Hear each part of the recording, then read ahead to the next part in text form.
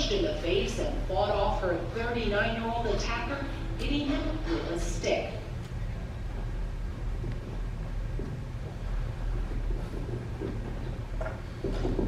This is what's happening to Asian Americans in 21st century America. Asian Americans, we have been blamed for the outbreak of the COVID-19. And as a result, we have been beaten, slashed, spat on, and even killed by such bigotry, racist, and senseless violence. I start to think, who will be next? Me, my daughter, my friend, my parents? So this is the most emotional topic for us to discuss as criminologists and CJ practitioners, because this is our crime story. So today, KOSCA invites excellent panelists to discuss this senseless and sad topic. So thank you for joining us today. I'd like to ask each of you to do a brief introduction on you and your background. So we can start with Mr. Lee. Good afternoon, everyone. My name is Clayton Lee. I am a board of director for an organization called Georgia Advocates for Crime Prevention.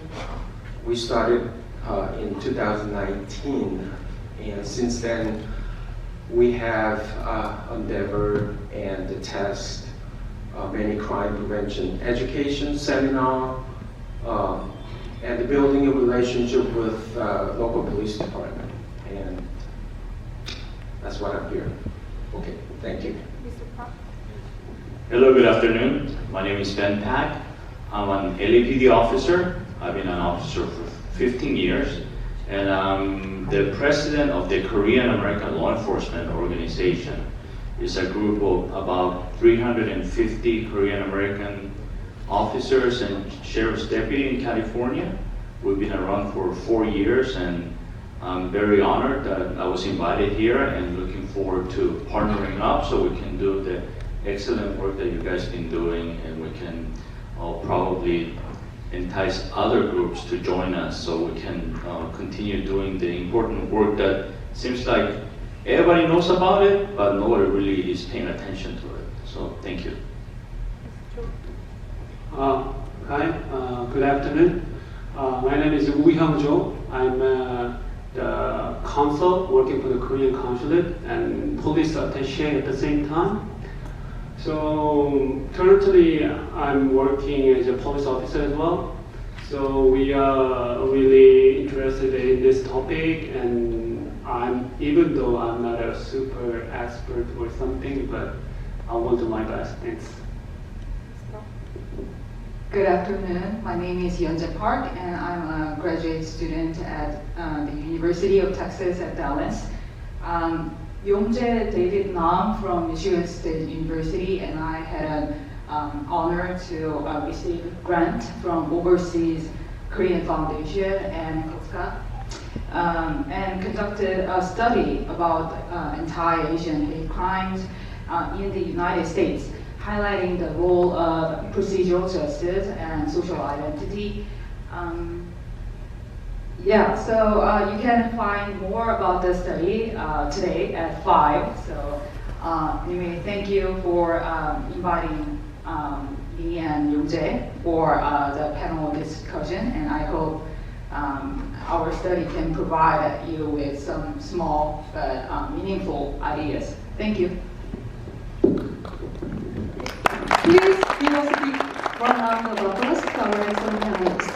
So I'm going to organize this panel into 2 parts. The first round will be the discussion about the seriousness of anti-Asian crime and crime rate changes during the pandemic. And I will give you a Q&A question after the first round. The second round is about our response and action plan to prevent this from happening again to us. So then please be ready, your question after the first round.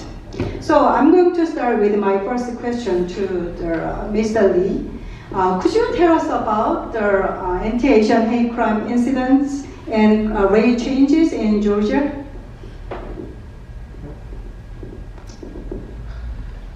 Okay. Well, as you know, Asian hate crime spurred after March 16, 2021. The spot shooting took 8 innocent lives. That was included. 6 of them are Asian, and we have 1 Caucasian and 1 Hispanic.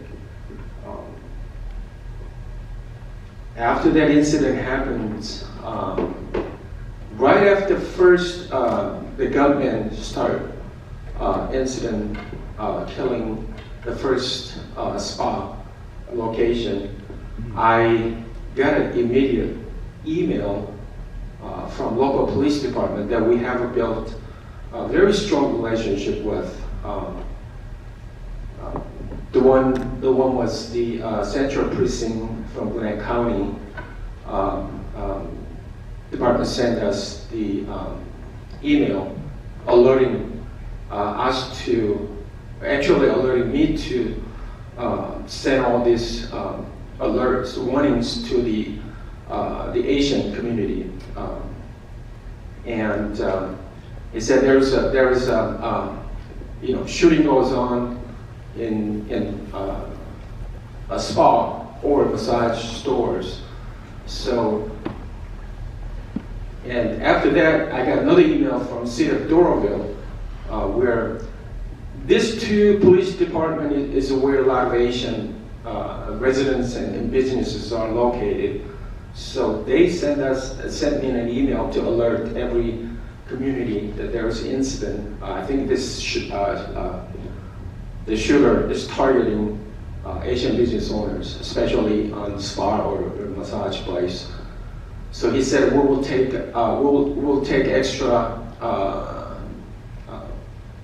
patrol, and I don't want you to worry about it, and we'll take care of it.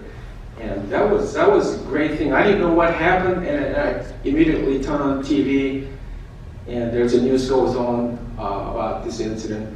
But what I'm trying to say is that some of the police department that we have built a relationship with, the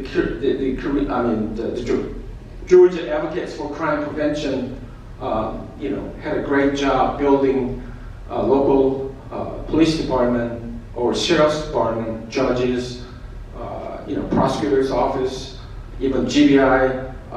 We built a relationship with them through a very simple activity. It's called Coffee with Cop program. And that was, actually that program, I started it 10 years ago. Started doing that, but we have professionally organized an organization in 2019 with many of interested individual who supported me, so it kind of grew. But anyway,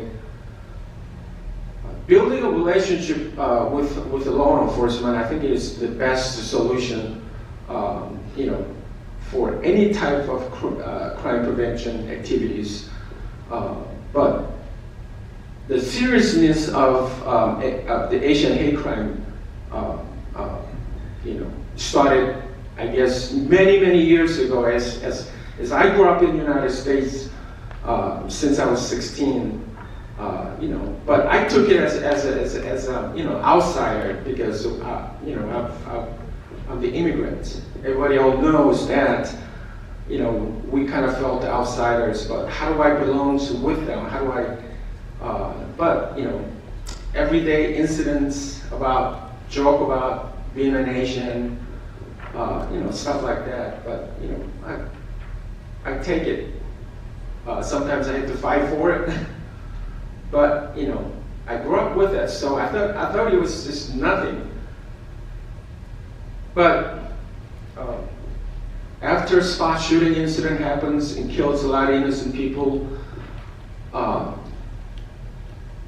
I think the community itself arose, we got to do something.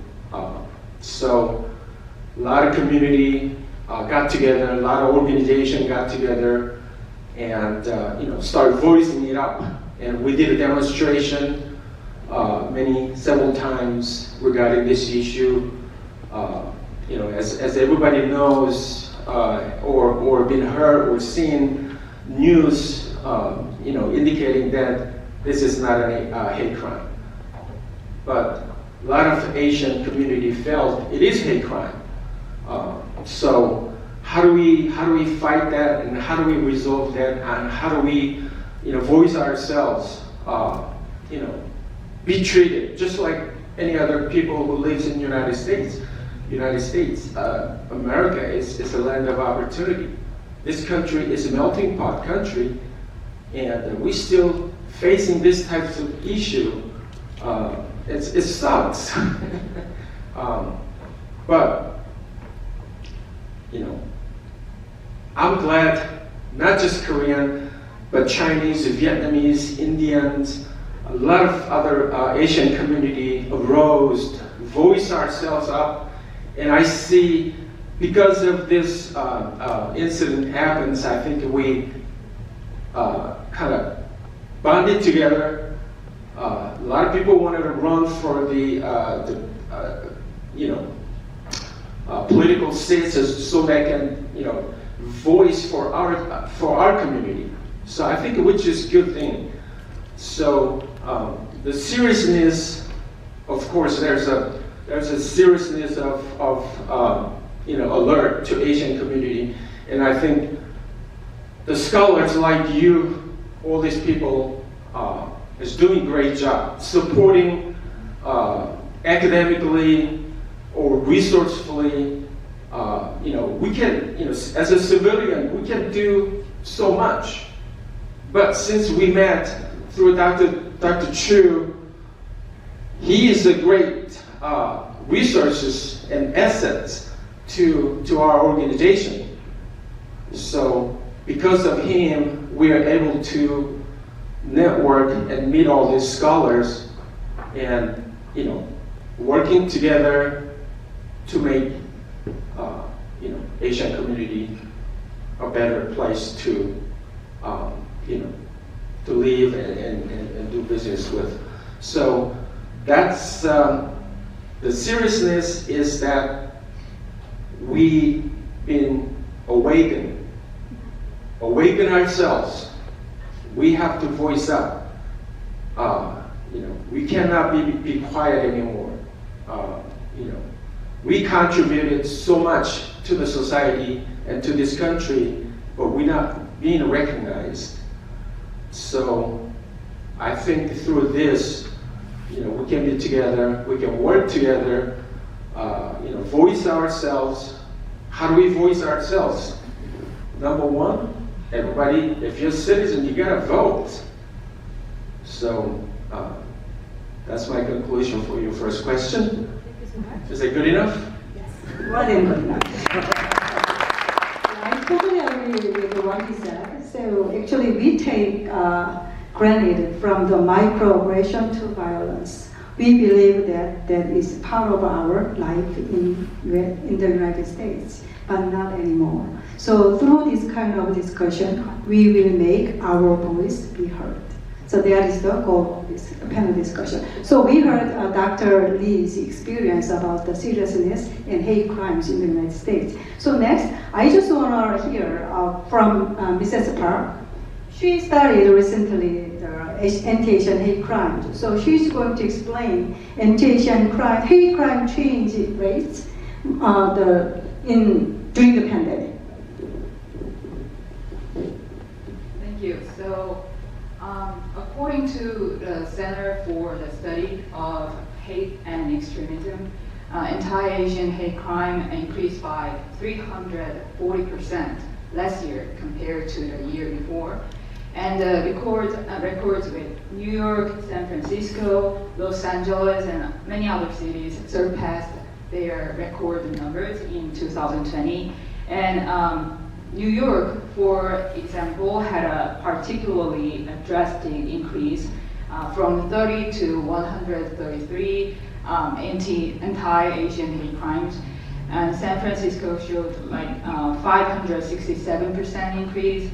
And this alarming increase in anti-Asian hate crimes is highly linked to anti-Asian rhetoric, which blamed Asian communities for the spread of COVID in the United States. So there are also some numbers that we have to pay attention to. So according to the survey conducted by non-profit organization, verbal harassment and shunning or other interactions that do not qualify for hate crimes increased by a huge number, and the physical assaults increased by 17%. And if we look into the DOJ statistics, the most common kind of anti-Asian hate crime reported in recent 5 years was violent crime. And simple assault and intimidation were the most common type of violent crimes. And at the same time, anti-Asian property hate crime, such as arson, burglary, vandalism, also increased by 55%. And property damage was the most common type of property crimes. Thank you. These alarming changes in anti-Asian hate crimes. Then I want to ask to Mr. Park, could you explain how you identify a crime as a hate crime as a law enforcement agent? Thank you. For a crime to occur, it must meet an element of a crime. So in California, you can be a victim of a hate crime if you have been targeted because of your actual or perceived race, ethnicity, nationality, religion, or other protected group. But this is what the law says. The problem is that the operators, the police officers, a lot of times we don't know what an element of hate crime is. So if it's something simple, where somebody approaches you and say, I'm gonna hit you because you're Chinese, and boom, hits you, very clear, black and white. You know, you have a crime, you take the report, and it's simple. Unfortunately, it's not that simple most of the times. And politicians want you to do something, the community wants something else, but the police officers a lot of times do not know exactly what that is. And in California, for instance, specifically for LAPD, we're supposed to take reports for incidents, things that are not crime, but we're not tracking them yet. So in a nutshell, in order for a crime to occur, you have to have certain elements to it, but unfortunately, and this is the sad part, is that most police officers really don't know what those elements are for a crime to be a hate crime, an Asian hate crime. And a lot of times, a reporting is not taken because they do not feel the threshold has been met to be a crime, although the department says that you must take a report, although it's an incident, because I think it's very important you have the data in order to start noticing what's going on. She had mentioned about microaggressions. Yesterday we're having a conversation of microaggression that I think all of us, including myself, many times have been a victim of.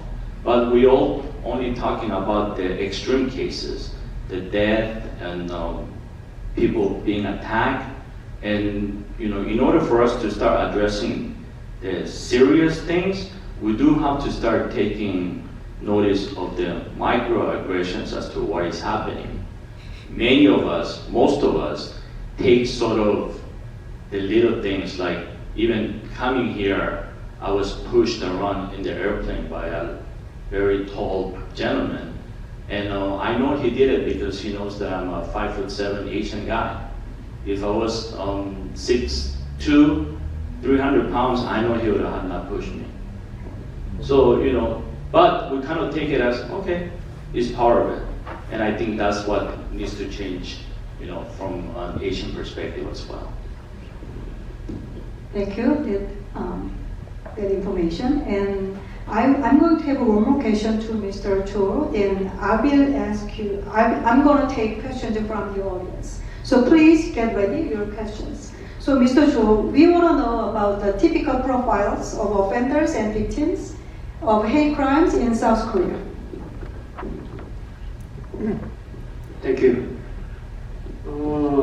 First of all, I've been researching Asian hate crime definition, and then I found out there's a common terms, bias and prejudice motive from this hate crime. So that's a term we have to pay attention to, and then from this term we can figure out where the hate is from, and then where we have to start. So yes, so actually the offenders have this kind of bias and prejudice, and they often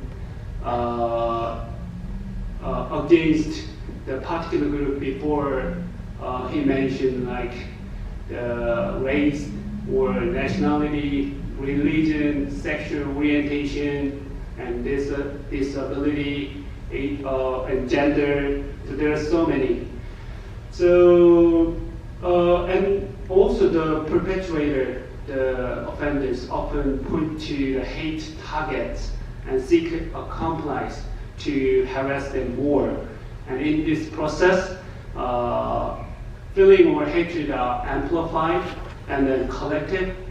And also they blame a certain group without any reason or for their social personal problem. And as for the victims, as we all know, they are socially disadvantaged people such as the elderly or adolescents and disabled. So the problem is the victims are reluctant to report because they reckon the damage is very minor and hard to prove. So also because they are afraid of the secondary harm as retaliation, and in particular, if the status of residence is unstable, they tend to avoid reporting due to their concerns about their deportation or arrest. However, I think if legal action is not taken through reporting to the investigation agency, the perpetrator will take the opportunity to commit more brutal crime, and the damage will be very serious. Therefore, I think as a police officer or the people who are studying this field, we have to encourage victims to report this crime to the authorities. Yes. Thank you so much.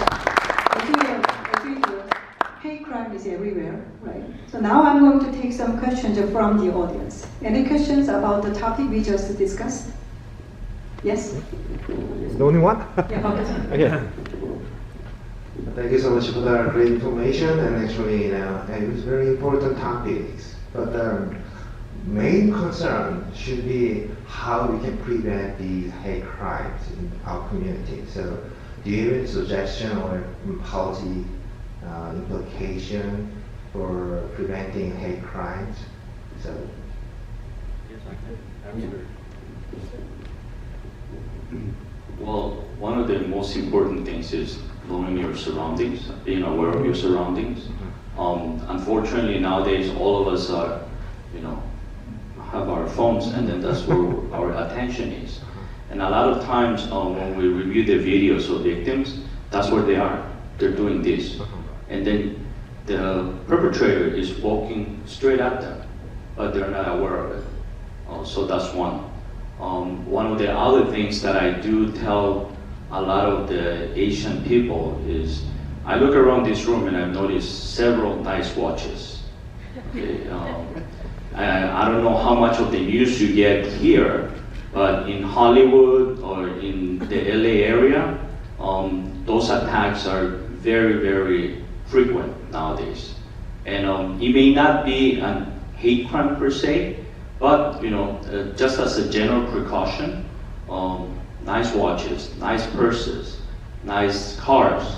You coming out of a bank with a bag that is not, a money bag, and because you're male and you think that you can defend yourself, nothing you can do against a gun. So in order for you to protect yourself, not just on hate crime, but just in general, being aware of your surrounding, being with other people, planning your route as to where you're going and where you're coming from. Looking through the back mirror, just to making sure that this car followed you from the bank, you did like 6-7 turns and it's still behind you. Being a little bit paranoid is not bad. Being super paranoid is bad, but taking those precautions.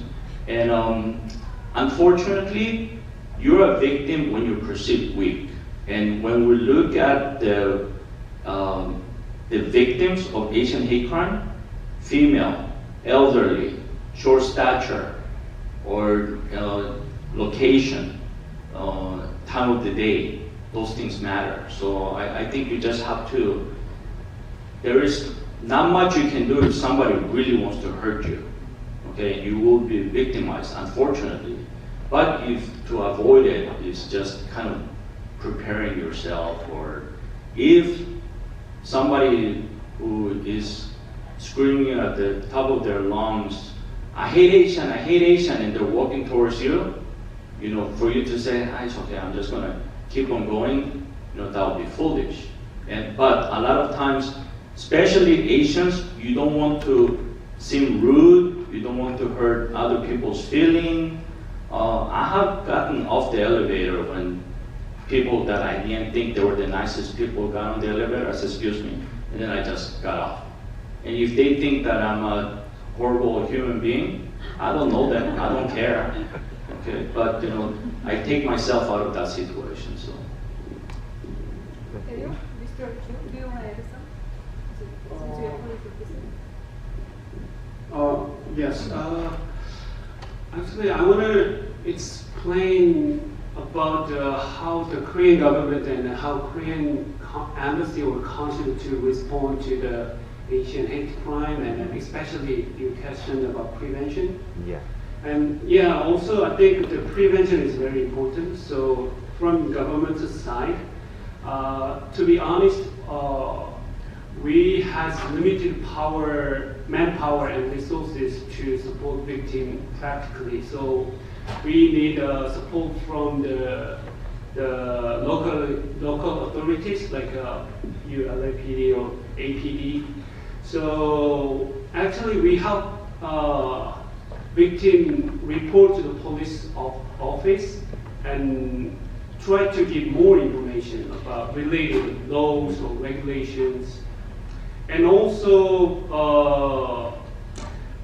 recently I met the Korean American Doctor Association, so we can get the medical information swiftly when something happens. So those networks are really important for the response, and also we try to make a campaign for the Asian hate crime to alert people, like he said. We should be careful the environment around us, or how to behave, like when we deter the attack from the strange people. That's some of our measures. Thank you. Thank you for the wonderful question and answers. Due to the time limit, we need to move on to the next question. So, Lee, how does the Atlanta shooting affect Asians' daily life in Georgia? Well, I think my statement's going to be addition to these two gentlemen's statement. We've been endeavoring try to educate community crime prevention. So I think all the community should involve whenever there is the activity that we advertise at crime prevention, either seminar, education, or coffee with the cop program. They should come and involve. I mean, we've been teaching this. We've been trying to send a message to the community so many years, but they were reluctant to come. I don't know why. Either they're too busy, or they don't care, or they're not interested. But 2 days ago, unfortunately, a Korean business, a lady, Korean business owner, shot and killed 2 days ago. It's very sad. She's been doing a business in the same location for 30 years, and she probably has some incidents and robbery, but shooting and kill that person is not right. I mean, that's not allowed. But you have to be cautious, no matter where you are, no matter what you do. Even professors, all of you need to be cautious. You need to be alert. How to prevent yourself, from crime. So after Georgia spot shooting incident happened, I immediately applied to Koreans Overseas Association. They set up a grant. So any organization that wanted to actively doing a program to benefit the anti-Asian hate crime matters. So I immediately applied and got a grant from them. So my program was, I always believed in a coffee with cop program to build a relationship with the local law enforcement and squeeze out of them their knowledge and their resources and their expertise.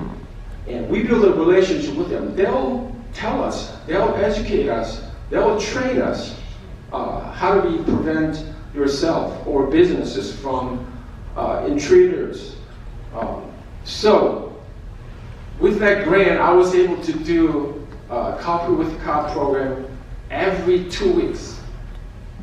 Every 2 weeks, from all different police department, sheriff's department, I knocked them, every single one of them. Let's do this program. We need your help. Asians, need to be watched over. You cannot neglect us. Like in Gwinnett County, 60% of business owners are owned by Asian people. Right? But how much protections that we get if incidents like the spot shooting happens? We have to prepare for ourselves. We cannot just rely on their works. You know how busy they are every day trying to resolve traffic matters, and other criminal matters. We can't just sit there and rely on it. We gotta we gotta be proactive. That's why the Georgia Advocates for Crime Prevention is the best organization that I believe to sparkle all the organizations out there, all the minority, all the Asian community. They should benchmark our activities. That's just so. If I know all your professors or students came from different states, I want you to learn what the Coffee with Cop program can effectively benefit. So deliver that message to the local communities that you know of. It's the best program. That's the best program that would build the relationship. We're not GBI. I want to meet you guys. Yeah, they said come by and they tell us, what crime trends goes on in Georgia. But if you go nowadays, the entire nation is looking after us because we voiced it up. So if you go online, from federal level, from state level, Department of Justice, Department of District Attorney's Office, they have resources everywhere. I printed out here. All the data is now on there. So I think we should utilize. I really appreciate that the government itself really looking after us nowadays because we voice it up. So building a relationship with the law enforcement is the best solution. So be proactive, and I think all these professors should do a research on how effective the Coffee with the Cop program is. All right? Thank you. Thank you. Their collaboration between citizens and police law enforcement agencies are actually amazing. I heard good stories about them. So Georgia can be a model for the other entire Asian communities nationwide. And next question. We all know the Congress has passed the COVID-19 Hate Crime Act. So I want to ask some question to Mr. Park.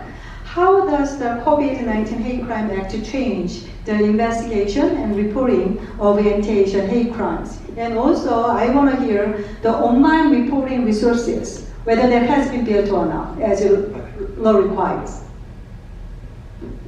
Thank you.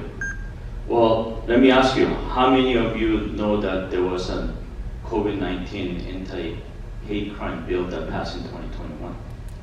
Okay. Yeah, because you guys are in this field. But if you were an average citizen, probably nobody knows. And so, to answer the question point blank, what has changed? Nothing has changed. Why? Because the law passes federally, but in this great country, because you have federal, state, county, and local law enforcement organization, it has to trickle from the top. I just read an article that it's been a year since the law has passed, or the bill was signed, but locally we haven't seen anything.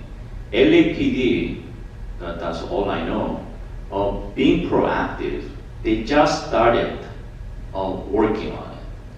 The state of California, it just started giving some of the funds that are available in July. So organization as well as law enforcement agencies can utilize those dollars to train as well as to outreach to the community. The second part of what she asked, in California, they just passed a bill called Assembly Bill 485 that mandates the law enforcement agencies to post online data as well as resources for people to make those reports. So it's going to take effect in July of 2023. So as of now, LAPD is one of the few agencies in Southern California that even takes an incident report. Most other agencies, if it's an incident, they don't even take a report. It's not something that they'll just say, ma'am, sir, it's not a crime, and they're just going to leave. And that is the part that we need to educate law enforcement as well as the community. Biggest disconnect is a lot of people, most people know what they know due to social media and TV, but they really don't keep up with the law or what actually is supposed to be.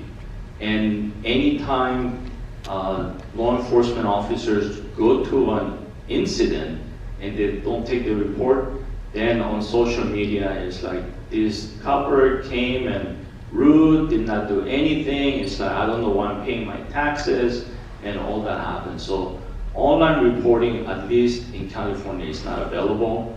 I don't know if any other state or any agencies the GBI has a online reporting or not yet, but the direct answer of it is that not much has changed. Okay, thank you. If LA doesn't have anything, then other states wouldn't have any. And then I'm going to ask the questions to Mr. Cho.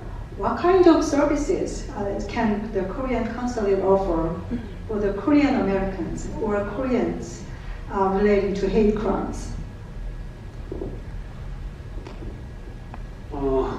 As I mentioned before, we try to give many information possibly. So actually, I think the most important part is for us to create an environment and networks with local agencies in advance. That's why we continue to hold meetings with the heads of major U.S. government sectors like the GBI chief and leading politicians and many law enforcement agencies like the police station and the police, some FBI.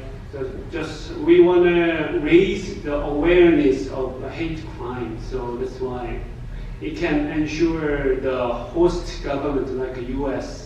Consider Asian hate crime more important and more serious. And I think the response from only government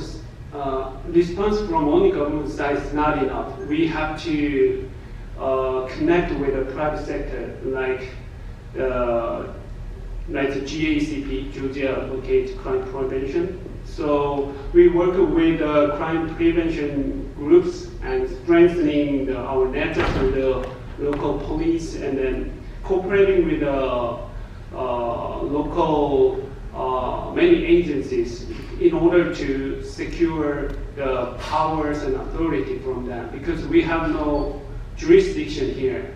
So we need their power.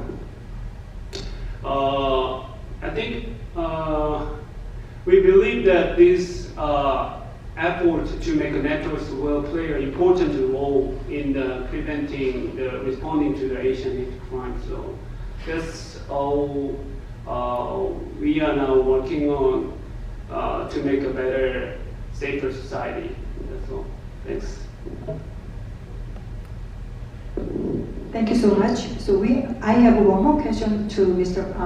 Park, then I will get the question from the audience. So please be ready your questions.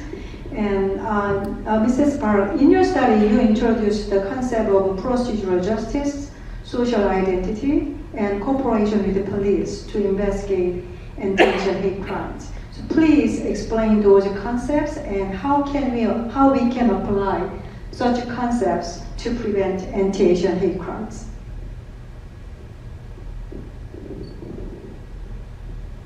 So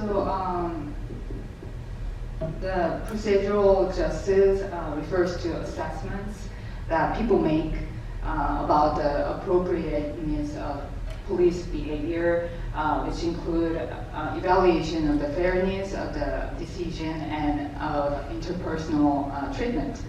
And procedural justice is very much linked to cooperation with the police. And studies have found that when citizens perceive the police behavior as procedurally fair, they are more willing to report crime incidents and suspicious activities to the police. And social identity are the labels people use to identify themselves as members of specific groups, which is one of the factors that motivate people toward actions. And in our study, we used Tyler's group engagement model, and it stresses status assessments as being reflected by pride and respect. So for example, we asked the respondents whether they have pride, strong attachment towards the United States. And the key finding of our study was that the effects of procedural justice on willingness to cooperate with the police regarding the hate crimes was fully mediated by the social identity. So, in other words, officers treating citizens in a procedurally fair manner increases willingness to work closely with the authorities, especially in terms of hate crimes, but only by strengthening people's feelings of social inclusion. So, considering the fact that the hate crime is the most underreported crimes, we can say that promoting the social identity is very important in promoting cooperation with the police, such as reporting hate crimes, prevent them from becoming dark figure. So, thank you. Thank you so much. Questions from the audience or panelists about any issues relating to anti-Asian hate crimes? Okay, 이 교수님. Thank you very much for your sharing your ideas. I really agree with that. The Copy the Cop program is really, good program to build a strong relationship between community and law enforcement community.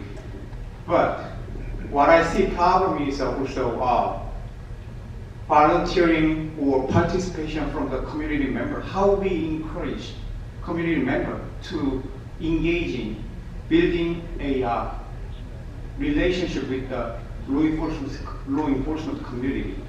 As my questions, in your opinion, what can be the best way to encourage community member to engage, to build a relationship with the law enforcement community?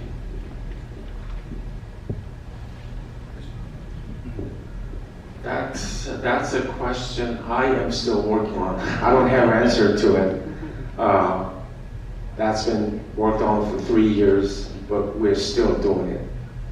We still, try to, find a solution. We try every which way is possible.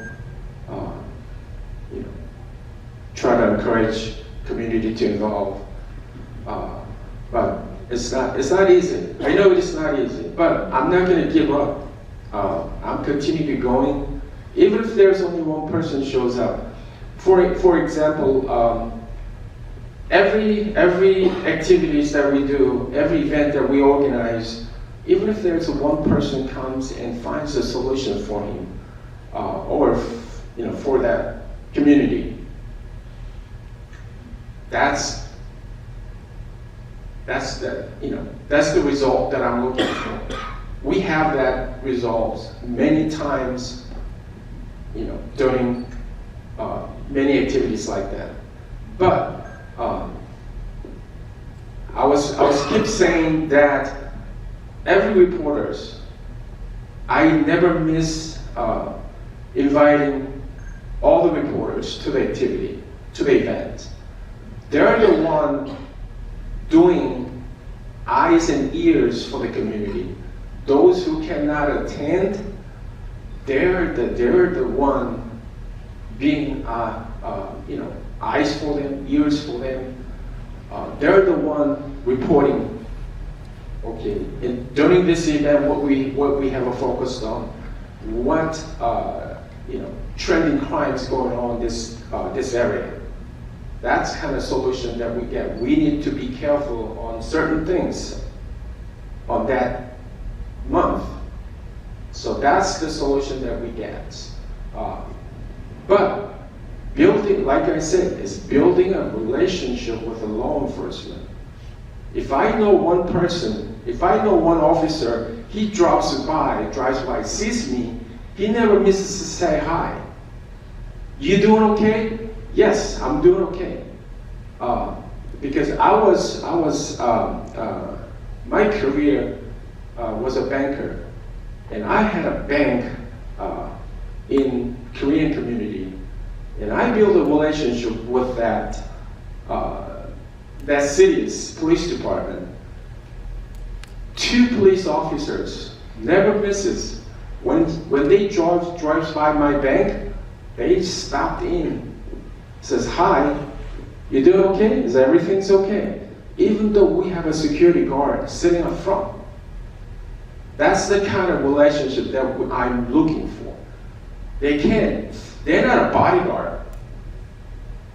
You know, they can't protect you 24 hours. You know, we have to be proactively defend ourselves. But knowing or building relationship with the local police department or sheriff's department, that's the great benefits that you get. So, you know, Professor, you gave me a great question.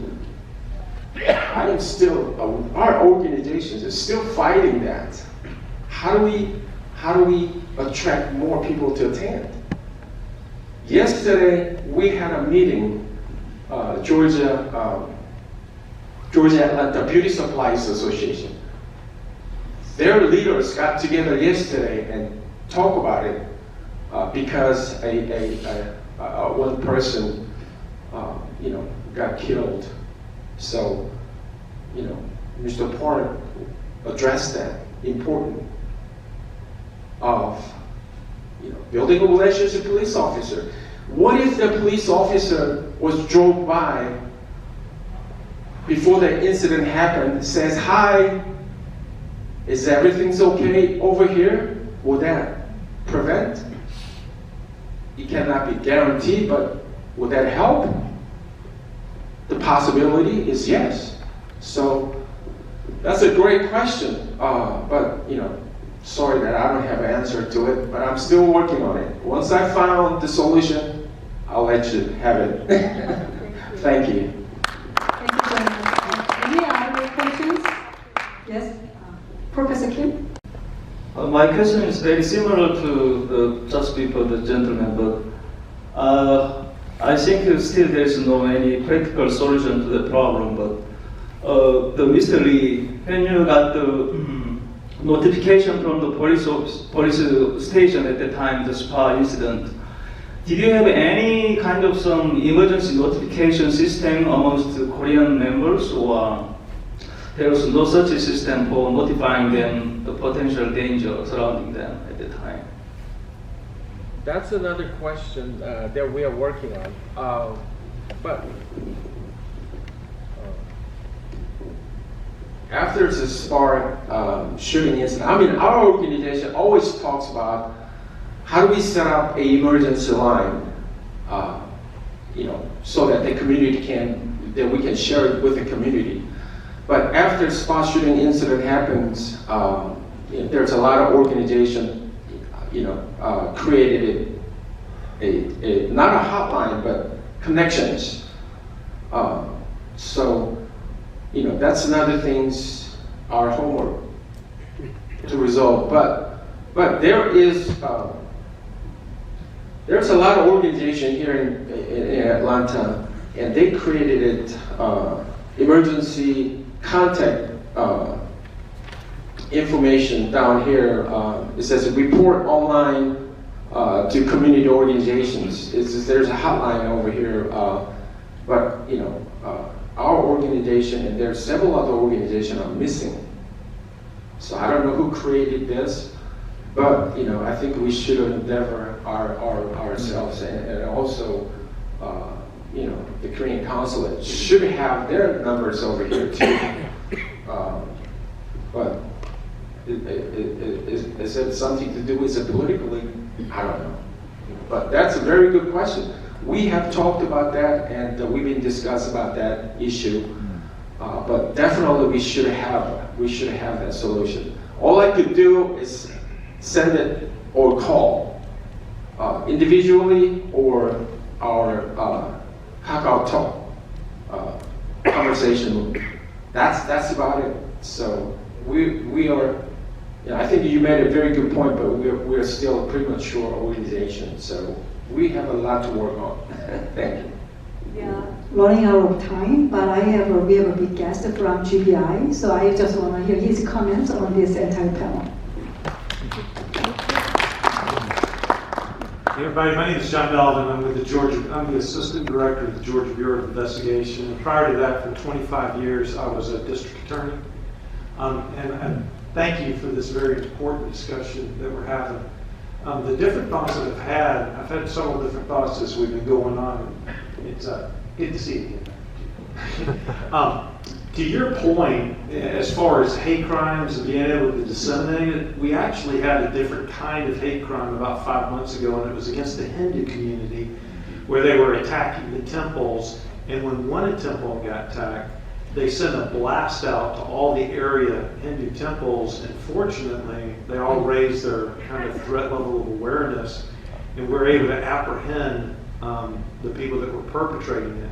So, to the extent that y'all can gather the important stakeholders in the various organizations to kind of send it out with the various apps that we have, what a great idea. On hate crimes legislation in Georgia, I think one of the things that would really help in this regard is active involvement of the Korean community to make your voices heard for this reason. The hate crime statute in Georgia is a procedural statute. It's not a substantive statute. And the difference is a substantive statute is like, thou shalt not steal. It makes it illegal. And then it invokes a penalty. In Georgia, there's no such statute that says, thou shalt not hate or thou shalt not act. It's a punishment statute. And the punishment, the maximum punishment for the spa shooters is just 2 years. That's pathetic. If you're going to be motivated by hate, you need to be punished by more than just 2 years.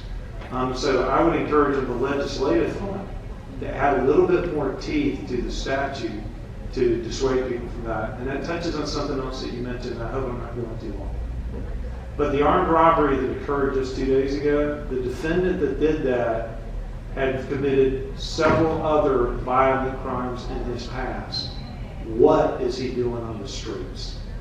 So we need to hold our justice system accountable to make sure that people that are committing these crimes are put away because the level of recidivism is high, so they don't commit other crimes.